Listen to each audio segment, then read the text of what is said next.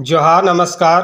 खबर झारखंड तक में आप सभी का स्वागत है। चलिए शुरुआत करते हैं आज की सबसे बड़ी खबर से। केजी से लेकर 8वीं तक के बच्चों के लिए छुट्टी का ऐलान, सरकार ने जारी किए आदेश। जी हां, बता दें कि देश भर में कई राज्यों में चिलचिलाती धूप ने अपना असर दिखाना शुरू कर दिया है। गर्मी और लू के कारण लोगों और स्कूली बच्चों को कई तरह की परेशानियों का सामना करना पड़ रहा है। इस बीच भीषण गर्मी को देखते हुए झारखंड में स्कूलों को अगले आदेश तक बंद रखने का फैसला लिया गया है। स्कूली शिक्षा एवं साक्षरता विभाग ने केजी से 8वीं तक की कक्षाओं को अगले आदेश तक बंद रखने का निर्देश दिया है। आदेश में कहा गया है कि झारखंड राज्य में अत्यधिक गर्मी पड़ने एवं लू के कारण छात्रों के स्वास्थ्य पर प्रतिकूल प्रभाव की आशंका को देखते हुए झारखंड राज्य में चालित सभी सरकारी, गैर सहायता प्राप्त एवं सभी निजी स्कूलों में केजी से 8वीं तक की कक्षाएं अगले आदेश तक स्थगित रहेगी। शिक्षकों को करना होगा नियमित काम। विभाग ने कहा है कि स्कूल सिर्फ बच्चों के लिए बंद रहेंगे। सरकारी, गैर सहायता प्राप्त स्कूलों के शिक्षकों एवं शिक्षकेतर कर्मियों पर यह आदेश लागू नहीं होगा, यानी वे नियमित स्कूल आते रहेंगे। इनको मिलने वाली गर्मी छुट्टी के संबंध में अलग से आदेश जारी किया जाएगा। हजारीबाग में मनीष जायसवाल और जेपी पटेल 1 मई को भरेंगे पर्चा। जी हां, बता दें कि हजारीबाग सीट से इंडिया गठबंधन के कांग्रेस प्रत्याशी जेपी पटेल और भाजपा प्रत्याशी मनीष जायसवाल 1 मई को नामांकन करेंगे। बता दें कि जेपी पटेल 1 मई को नामांकन करेंगे और कांग्रेस प्रत्याशी का चुनावी सभा जिला स्कूल मैदान में होगी। झारखंड के मुख्यमंत्री चंपई सोरेन, कल्पना सोरेन, कांग्रेस झारखंड प्रभारी गुलाम अहमद मीर, प्रदेश अध्यक्ष राजेश ठाकुर, मंत्री बन्ना गुप्ता, आलमगीर आलम, बादल पत्रलेख, रामेश्वर उरांव, सत्यानंद भोक्ता, इरफान अंसारी समेत कई मंत्री और विधायक, भाकपा माले, मासस, सीपीएम, आप पार्टी के नेता शामिल होंगे। जिला स्कूल मैदान से शहर में रोड शो किया जाएगा। इधर मनीष जायसवाल के नामांकन में राजस्थान के मुख्यमंत्री भजन लाल शर्मा, भाजपा के प्रदेश अध्यक्ष बाबूलाल मरांडी, आजसू सांसद चंद्रप्रकाश चौधरी समेत भाजपा के कई राज्यसभा सांसद, विधायक और केंद्रीय नेता शामिल होंगे। भाजपा प्रत्याशी की संकल्प सभा करजन ग्राउंड हजारीबाग में होगी। बीजेपी देश को आरएसएस के इशारे पर चलाना चाहती है, सुखदेव भगत। जी हां, बता दें कि बेडो प्रखंड मुख्यालय स्थित महादानी मैदान में सोमवार को कांग्रेस की ओर से चुनावी सभा का आयोजन किया गया। यहां लोहरदगा लोकसभा क्षेत्र के कांग्रेस प्रत्याशी सुखदेव भगत ने कहा कि देश भीमराव अंबेडकर के बनाए संविधान से चल रहा है, लेकिन बीजेपी के लोग आरएसएस के अनुसार इसे चलाना चाहते हैं। कांग्रेस की सरकार बनी तो पहले साल में ही 30 लाख नौकरी दी जाएगी। वहीं पूर्व मंत्री सह कांग्रेस के कार्यकारी अध्यक्ष बंधु तिर्की ने कहा कि हमारी लड़ाई सेठ साहूकारों और पूंजीपतियों से है। इस बार का चुनाव खेत खलियान, जंगल जमीन और संविधान बचाने के लिए है। विधायक शिल्पी नेहा तिर्की ने कहा कि भाजपा की ओर से एक विशेष समाज को टारगेट किया जाता है। झारखंड के आदिवासी समाज की जमीन को बचाने के लिए सीएनटी एक्ट है, लेकिन बीजेपी यूसीसी लागू करने वाली है। सभा को झारखंड गौ सेवा आयोग के अध्यक्ष राजीव रंजन प्रसाद, जिला ग्रामीण कांग्रेस के अध्यक्ष राकेश किरण, गोपाल उराव, मुदसीर हक, नवल किशोर सिंह, मनकू कुजूर, वेरोनिका उराव, कर्मा उराव आदि ने भी संबोधित किया।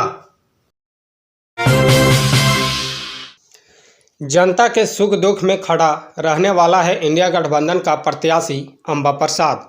जी हां, बता दें कि विधायक अंबा प्रसाद ने कहा कि भाजपा प्रत्याशी को हर हाल में हराना है। मेरे साथ जो नाइंसाफी हो रही है उसका बदला जनता लेगी। चुनाव आते ही विरोधियों द्वारा मेरे ऊपर राजनीतिक षड्यंत्र रचा गया। इंडिया गठबंधन का प्रत्याशी जनता के सुख दुख में खड़ा रहने वाला है। कांग्रेस पार्टी का लोकसभा चुनाव को लेकर जिला स्तरीय बैठक हुई। बता दें कि विधायक उमा शंकर अकेला ने कहा कि यदि व्यापारियों को सत्ता सौंपेंगे तो अपने फायदे के लिए सब कुछ डुबा देंगे। जनता को कुछ नहीं मिलेगा। कांग्रेस प्रत्याशी जेपी पटेल ने कहा कि महंगाई से जनता परेशान है। गैस सिलेंडर से लेकर खाने के सामान महंगा हो गया है।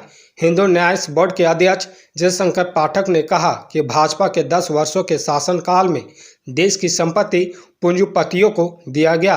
प्रदेश महिला अध्यक्ष गुंजन सिंह ने कहा कि पहलवान महिलाएं न्याय के लिए आंदोलन कर रही थी, लेकिन केंद्र सरकार ने उन्हें प्रताड़ित किया।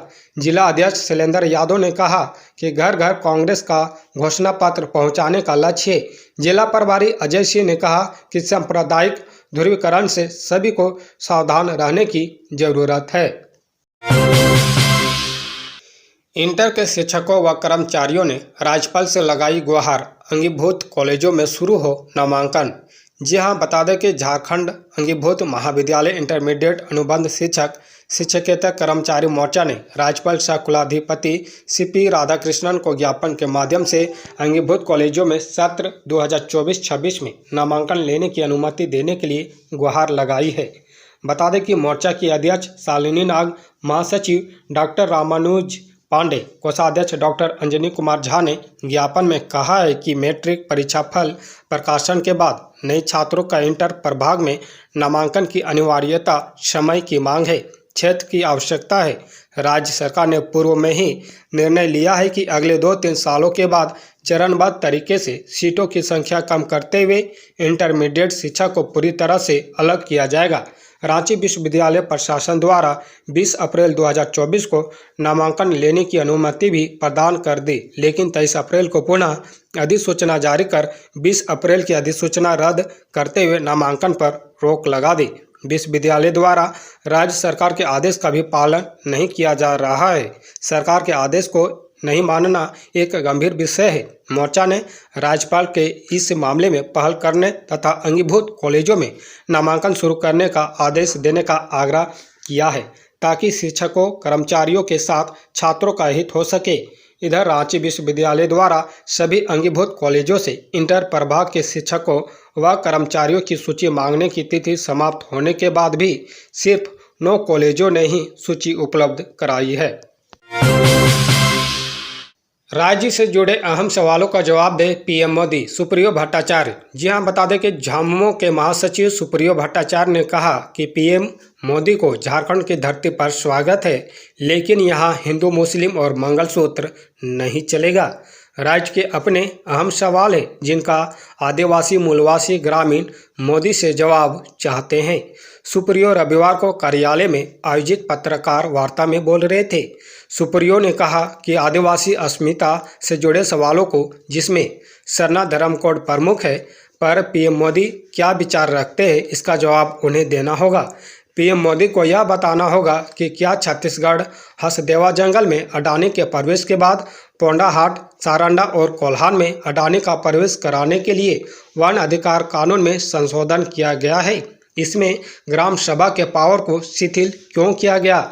सुप्रियो ने कहा कि क्या कोल्हान की धरती पर भी पूंजीपतियों को आर्म्ड फोर्स के साथ उतारा जाएगा और कोल्हान क्षेत्र में अडानी या अन्य पूंजीपतियों को घुसाकर आदिवासी मूलवासी और ग्रामीणों को उजाड़ा जाएगा?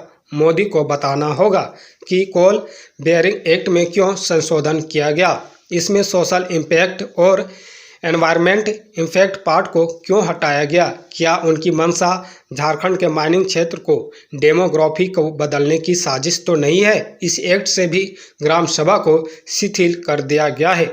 सुप्रियो ने कहा कि 10 साल पहले तक HSC की स्थिति अच्छी थी। 10 साल में ऐसा क्या हुआ कि HSC बर्बाद हो गई?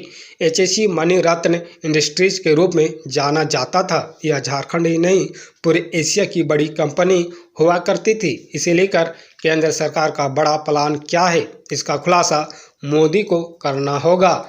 सुप्रियो ने कहा कि राहुल गांधी के बयान के जिस मामले में कांग्रेस को नोटिस हुआ है वह आर्थिक नीति पर था, लेकिन पीएम मोदी का बयान आपराधिक मामले का था। इसके बावजूद इलेक्शन कमीशन ने सीधे पीएम मोदी को नोटिस न करते हुए भाजपा अध्यक्ष को नोटिस भेजा।